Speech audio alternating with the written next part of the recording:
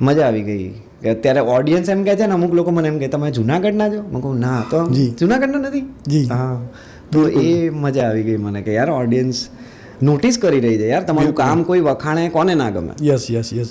અને જે રીતે આપે કામ કર્યું છે એ તો કાબિલે દાદ છે જ.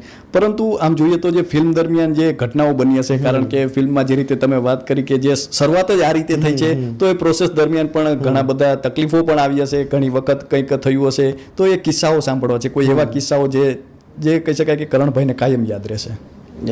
પેલું ગાયો વાળો કિસ્સો તો બધાને બહુ બધા ઇન્ટરવ્યુઝમાં અમે કીધો છે. એ તો છે જ કે અમને જ્યારે નહોતું, અચાનક ગાય આવી ગઈ એન્ડ ટાઈમે, અને એ દિવસે તડકો પણ હાર્શ હતો, કેમ હતું વરસાદનું વાતાવરણ, પણ એ દિવસે જ હાર્શ હતો અને અમારે શું કે ગાય વગર કરી લઈએ ને અચાનક ગાય ને એ બધું આવી ગયું. પણ મને ફિલ્મ પહેલાં આમ બહુ બીક લાગતી હતી, કેમ કે મારી ફર્સ્ટ ફિલ્મ છે. હું સ્ટેજ મતલબ થિયેટર મેં પ્રેક્ટિસ કર્યું છે 8-9 વર્ષથી, પણ ફિલ્મ ઉપર યાર કેટલા બધા લોકો છે. હું થોડુંક જોઈને બી ગયો હતો યાર કે લાઇટો ટેમ્પો ભરીને આવી છે, ઓહો અમદાવાદથી આવી છે યાર, આ માણસ આ કરે છે, પેલો માણસ આ કરે છે, સાઉન્ડની ટીમ છે, કોઈ ઓળખે નહીં, સાઉન્ડવાળા મન ના મતલબ એ લોકો ના ઓળખે ટેકનિશિયન કે આ કોણ